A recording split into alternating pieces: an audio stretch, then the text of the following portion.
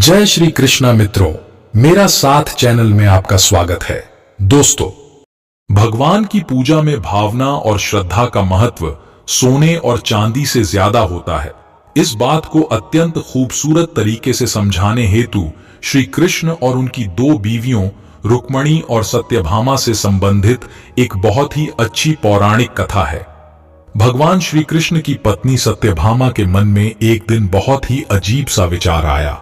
वह हठ करने लगी कि श्री कृष्ण जी को अपने गहनों से तोलेंगी। श्री कृष्ण जी को जब यह बात पता चली तो वे सत्यभामा से कुछ बोले नहीं, बस मंद मंद मुस्कुराने लगे। सत्यभामा अपने ढेर सारे जेवर ले आईं। पलरे के एक तरफ उन्होंने भगवान को बैठा दिया और दूसरी तरफ अपने जेवर रखने लगी, लेकिन पलरा अभी भगवान की तरफ ही झुका था। सत्यभामा के पास जेवरों की कोई कमी तो थी नहीं। वो जाकर और ढेर सारे जेवर ले आईं, लेकिन पलरा जरा भी नहीं हिला।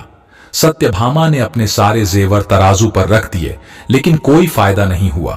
अंत में वह थक कर बैठ गईं। तभी वहां रुक्मणी का आगमन हुआ। सत्यभामा ने उन्हें सारी बात कह सुनाई। सत्यभामा की बात सुनकर तुरंत रुक्मणी जी पूजा का सामान ले आईं। उन्होंने भगवान की पात्र में भगवान का चरणोंदक रखा होता है, उसे गहनों वाले पलड़े पर रख दिया।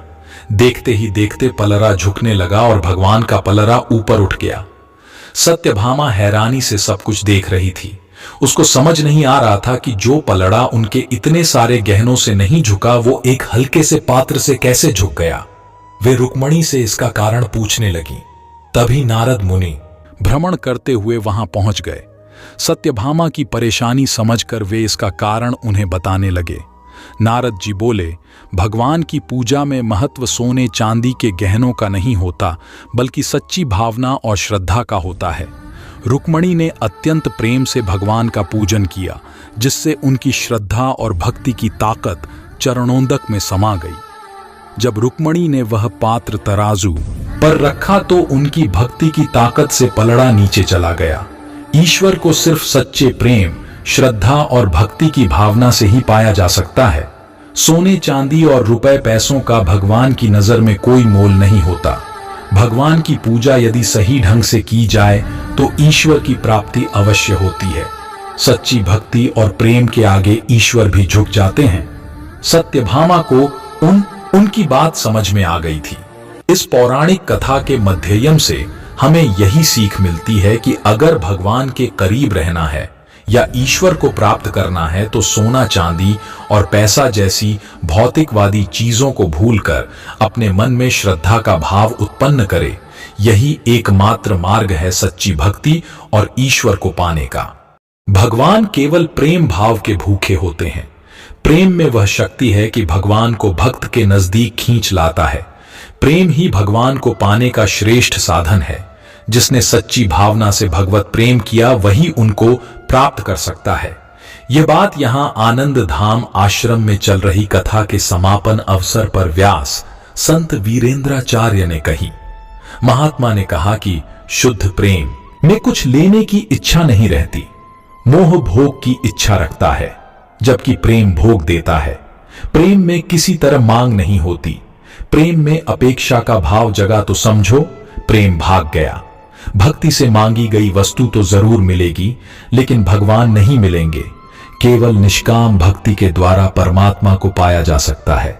मांगने से सच्ची मैत्री के गौरव की हानि होती है। सुदामा की भगवान के प्रति सच्ची मैत्री थी। महात्मा ने कहा कि ईश्वर पहले हमसे सब कुछ लेता है, फिर हमें अपना सर्वस्व दे देता है। निष्कामी पुरुष को भगवान बिना मांगे ही सब कुछ अपना दे देते हैं। सुदामा 10 के भूखे थे, फिर भी उसने अपना सर्वस्व मुट्ठी भर चावल श्री कृष्ण को सौंप दिया। उन्होंने कहा कि संसार के विषयों के पीछे जो लगा है उसे प्रवीण कैसे कहा जाए। शास्त्र कहता है कि 100 काम छोड़कर भोजन करो, 1000 काम छोड़कर स्नान करो, लाख काम छोड़कर दान करो और करोड़ काम छोड़कर केवल प्रभु का स्मरण करो। समापन पर आरती पूजन हुआ और भंडारे का आयोजन हुआ। इस संसार में जीवन जीने का सबसे समझदारी भरा तरीका है हमेशा भक्ति की अवस्था में रहना। हालांकि ज्यादातर विचारशील लोग मेरी बात से सहमत नहीं होंगे, क्योंकि तथाकथित भक्त अक्सर इस धरती के सबसे बड़े मूर्ख नजर आते हैं। एक कारण तो यह है कि लोग बस भक्त होने का ढोंग और दावा करते हैं। वे वास्तव में भक्त हैं नहीं, वे बस जबरदस्त प्रशंसक हैं। उन्हें आप बस फैन के रूप में देख सकते हैं, लेकिन आमतौर पर उन्हें भक्त की तरह समझ लिया जाता है। हो सकता है उसने कभी किसी की कोई पूजा न की हो, लेकिन फिर भी वह भक्त है। हो सकता है वह उस अवस्था तक ध्यान, प्रेम या पूजा के जरिए पहुंचा हो, लेकिन अगर वह हरदम लगा हुआ है तो वह भक्त है। भक्त होने का मतलब प्रशंसक या फैन होना नहीं है। भक्त तो सभी कारणों से परे होता है। भक्त एक ऐसी दुनिया में होता है जहां कुछ भी सही या गलत नहीं है, जहां कोई पसंद या नापसंद नहीं है। भक्ति वह तरीका है जो आपको उस दुनिया में आसानी से ले जाता है। भक्ति प्रेम भी नहीं है। प्रेम तो एक फूल की तरह होता है। फूल सुंदर होता है, सुगंधित होता है, लेकिन मौसम के साथ वह मुरझा जाता है। भक्ति पैर की जड़ की तरह होती है। चाहे जो भी हो, यह कभी नहीं मुरझाती, हमेशा वैसी ही बनी रहती है। बसंत का समय हो तो पैर पर खूब पत्तियां आती हैं। पतझड़ आता है तो यह फूलों से लद जाता है। सर्दियां आती हैं, यह उजड़ जाता है। बाहर चाहे जो चल रहा हो, लेकिन जड़ें अपना काम लगातार करती रहती हैं। एक पल के लिए भी इधर उधर विचलित नहीं होती। पेड़ का पोषण करने का जड़ों का जो मकसद होता है, वह एक भी पल के लिए कम नहीं होता, भले ही उसकी सतह पर कैसे भी बदलाव हो रहे हों। जड़ें कभी ऐसा नहीं सोचती कि अरे कोई पत्ती ही नहीं बची, अब मैं क्यों काम करूं। कोई फूल नहीं है, कोई फल नहीं आ रहा है, मैं क्यों काम करूं। ऐसा नहीं होता है। जड़ें बस हमेशा काम करना जारी रखती हैं। अगर कोई हमेशा सजगता पूर्वक काम में लगा रहता है, नींद में भी उसका काम जारी है, तो वह भक्त है। केवल भक्त ही हमेशा लगा रह सकता है। हो सकता है उसने कभी किसी की कोई पूजा न की हो, लेकिन फिर भी वह भक्त है। हो सकता है वह उस अवस्था तक ध्यान, प्रेम या पूजा के जरिए पहुंचा हो, लेकिन अगर वह हरदम लगा हुआ है तो वह भक्त है। एक बड़ी सुंदर कहानी है। एक राजा था जो एक आश्रम को संरक्षण दे रहा था। यह आश्रम एक जंगल में था। इसके आकार और इसमें रहने वालों की संख्या में लगातार बढ़ोतरी होती जा रही थी, और इसलिए राजा उस आश्रम के लोगों के लिए भोजन और वहां की इमारत आदि के लिए आर्थिक सहायता दे रहा था। यह आश्रम बड़ी तेजी से विकास कर रहा था। जो योगी इस आश्रम का सर्वे सर्वा था, वह मशहूर होता गया और राजा के साथ भी उसकी अच्छी नजदीकी हो गई। ज्यादातर मौकों पर राजा उसकी सलाह लेने लगा। ऐसे में राजा के मंत्रियों को ईर्ष्या होने लगी और वे असुरक्षित महसूस करने लगे। एक दिन उन्होंने राजा से बात की, हे राजन, राजकोष से आप इस आश्रम के लिए इतना पैसा दे रहे हैं, आप जरा वहां जाकर देखिए तो सही। वे सब लोग अच्छे खासे खाते पीते नजर आते हैं, वे आध्यात्मिक लगते ही नहीं। राजा को भी लगा कि वह अपना पैसा बर्बाद तो नहीं कर रहा है, लेकिन दूसरी ओर योगी के प्रति उसके मन में बहुत सम्मान भी था। उसने योगी को बुलवाया और उससे कहा, मुझे आपके आश्रम के बारे में कई उल्टी सीधी बातें सुनने को मिली हैं।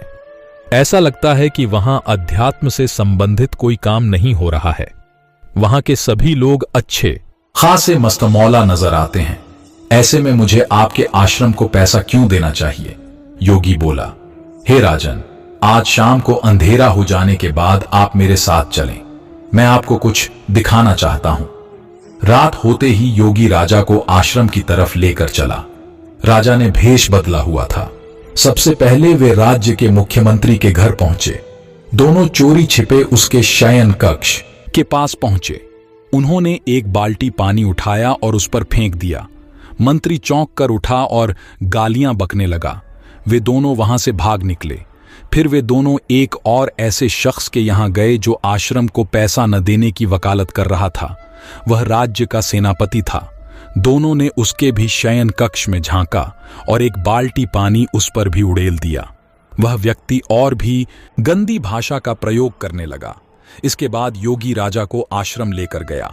बहुत से सन्यासी सो रहे थे। भक्ति का अर्थ मंदिर जाकर राम राम कहना नहीं है। वो इंसान जो अपने एकमात्र लक्ष्य के प्रति एकाग्रचित है, वह जो भी काम कर रहा है उसमें वह पूरी तरह से समर्पित है, वही सच्चा भक्त है। उन्होंने एक सन्यासी पर पानी फेंका। वह चौंक कर उठा और उसके मुंह से निकला, शिव शिव। फिर उन्होंने एक दूसरे सन्यासी पर इसी तरह से पानी फेंका। उसके मुंह से भी निकला, हे शंभो। योगी ने राजा को समझाया, महाराज, अंतर देखिए। ये लोग चाहे जागे हों या सोए हों, इनके मन में हमेशा भक्ति रहती है। आप खुद फर्क देख सकते हैं। तो भक्त ऐसे होते हैं। भक्त होने का मतलब ये कतई नहीं है कि दिन और रात आप पूजा ही करते रहें। भक्त वह है जो बस हमेशा लगा हुआ है, अपने मार्ग से एक पल के लिए भी विचलित नहीं होता। वह ऐसा शख्स नहीं होता जो हर स्टेशन पर उतरता चढ़ता रहे। वह हमेशा अपने मार्ग पर होता है, वहां से डिगता नहीं है। अगर ऐसा नहीं है तो यात्रा बेवजह लंबी हो जाती है। भक्ति की शक्ति कुछ ऐसी है कि वह सृष्टा का सृजन कर सकती है। जिसे मैं भक्ति कहता हूं, उसकी गहराई ऐसी है कि यदि ईश्वर नहीं भी हो तो भी वह उसका सृजन कर सकती है, उसको उतार सकती है। जब भक्ति आती है तभी जीवन में गहराई आती है। भक्ति का अर्थ मंदिर जाकर राम राम कहना नहीं है। वो इंसान जो अपने एकमात्र लक्ष्य के प्रति एकाग्रचित है, वह जो भी काम कर रहा है उसमें वह पूरी तरह से समर्पित है, वही सच्चा भक्त है। उसे भक्ति के लिए किसी देवता की आवश्यकता नहीं होती और वहां ईश्वर मौजूद रहेंगे। भक्ति इसलिए नहीं आई क्योंकि भगवान है, चूंकि भक्ति है इसीलिए भगवान है। दोस्तों, इस वीडियो में बस इतना ही। फिर मिलते हैं अगली वीडियो में। दोस्तों, अगर आपको मेरी वीडियो अच्छी लगी तो कृपया मेरे वीडियो को लाइक और चैनल को सब्सक्राइब करना ना भूलें। जय श्री कृष्णा।